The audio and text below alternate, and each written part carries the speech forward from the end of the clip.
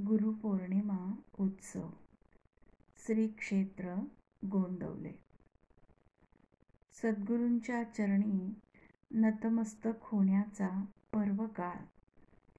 प्रापंचिक जीवनासाठी लागणारी विद्या जिच्या माध्यमातून उपजीविका साध्य होते, ती विद्या देणारे गुरु आणि मानवी जीवनाचे मुख्य ध्येय साध्य करून भगवत भक्ती करत जीवाचा उद्धार करून घेण्यासाठी लागणारी पारमार्थिक विद्या देणारे ते सद्गुरू.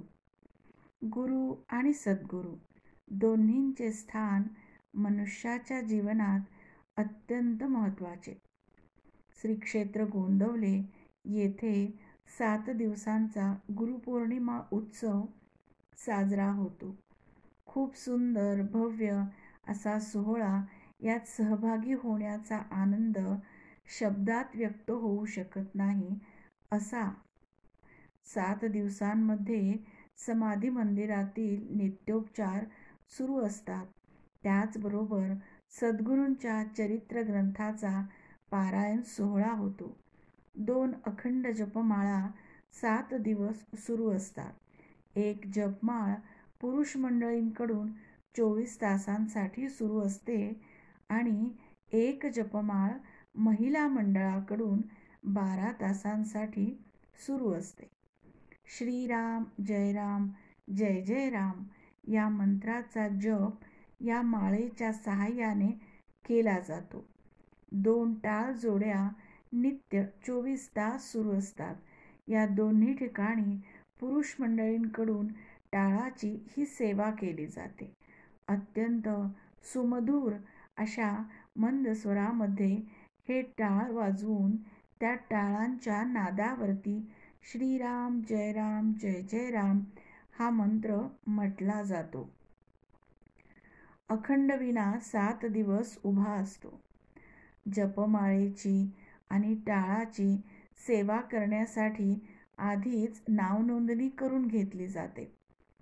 प्रत्येकाला नावनोंदणीप्रमाणे 1-1 तासाची ही सेवा दिली जाते. आपल्या वेळेमध्ये त्या ठिकाणी उपस्थित राहून ही सेवा या सेवेकऱ्यांकडून पूर्ण केली जाते. सेवेसाठी वृद्ध मंडळींप्रमाणेच तरुण वर्गसुद्धा खूप उत्साहाने यामध्ये सहभागी होतो. समाधी मंदिरातील वातावरण अत्यंत शांत, समाधान देणारं असं असतं. समाधीला रुद्राभिषेक सुरू असतो. समाधीवरती अभिषेक पात्रातून दुधाची ती नाजूकशी धार श्रींच्या पावलांवरती समर्पित होत असते.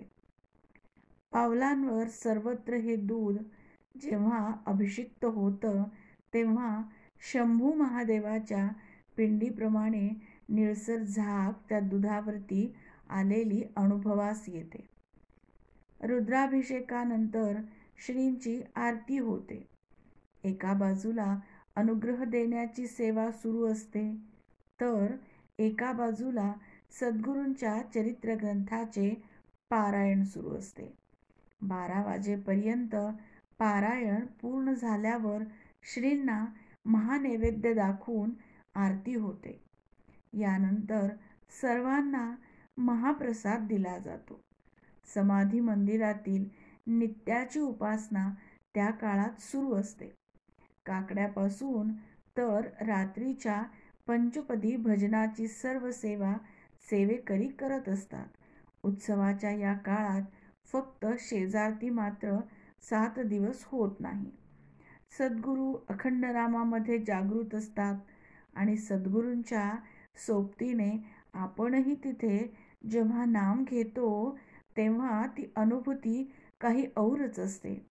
ती शब्दात सांगता येत नाही. तो अनुभवच घ्यावा लागतो. याच काळात श्रींची पालखी पंढरपूरकडे मार्गस्थ झालेली असते. सद्गुरूंच्या पादुका पालखीत घेऊन शिष्यमंडळी आषाढी वारीला निघालेली असतात. वारीचा हा सोहळा मजल दर मजल करत 5व्या दिवशी पंढरपुरास पोहोचतो. पंढरपुराच्या या पायी प्रवासात सुद्धा गोंदवल्याच्या समाधी मंदिरात श्रींना होणारे जे नित्योपचार आहेत ते सर्व श्रींच्या पादुकांना या पालखी सोहळ्यात होत असतात. आषाढी वारीचा सोहळा संपन्न करून सद्गुरूंची पालखी पौर्णिमेच्या आधी गोंदवल्यास येते. मग गुरुपौर्णिमे दिवशी या साऱ्या उत्सवाचा आनंद अगदी शिगेला पोहोचलेला असतो. या साऱ्या सोहळ्याचा तो कळसाध्याय म्हणावा असा गुरुपौर्णिमेचा दिवस. मंदिरास खूप सुंदर सजावट केलेली असते. अगदी मध्यरात्रीपासूनच शिष्यमंडळी श्रींच्या समाधीच्या दर्शनासाठी शिस्तबद्ध पद्धतीने रांगेत उभी असतात. सकाळपासून रात्रीपर्यंत अखंडपणे अन्नदानाची, महाप्रसादाची सेवा सुरू असते. समाधी मंदिरातील सेवा असो की अन्नछत्रातील सेवा असो किंवा समाधी मंदिर परिसरातील इतर कोणत्या सेवा असो, शिष्यमंडळी अगदी शांतपणे आपापली सेवा पार पाडत असतात. हजारोंचा समुदाय उपस्थित असतो, परंतु कोठेही गडबड, गोंधळ, आवाज असा प्रकार नसतो. अत्यंत स्वच्छता, अत्यंत समाधान ही बाब खूप लक्षणीय आहे. या सर्व सोहळा अनुभवत असताना मनामध्ये विचार येतो तो बालवयात श्रींनी गोंदवल्यातून सद्गुरू भेटीसाठी प्रस्थान ठेवलं आणि कित्येक वर्षे श्रींचा हा सद्गुरू शोध सुरू होता. अक्कलकोटचे स्वामी महाराज, हुमनाबादचे माणिक प्रभू आणि अनेक अशा थोर संत मंडळींच्या भेटी घेत त्यांच्याकडे गुरु उपदेशासाठी विनंती करत फिरणारे ते बालरूपातील सद्गुरू आठवले की मन अगदी भरून येते.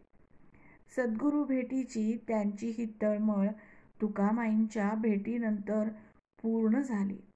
तुकामाईंनी विविध प्रकारे श्रींची परीक्षा घेतल्यानंतर श्रींना रामनाम दिले.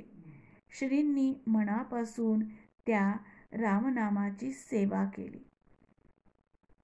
त्यांनी स्वतः ते नाम सिद्ध केले आणि सिद्ध झालेले हे रामनाम त्यांनी आपल्या लाखो शिष्यांच्या हृदयामध्ये स्थापित केले. ज्यांनी श्रींनी दिलेले हे रामनाम मनापासून घेतले त्या प्रत्येक शिष्याला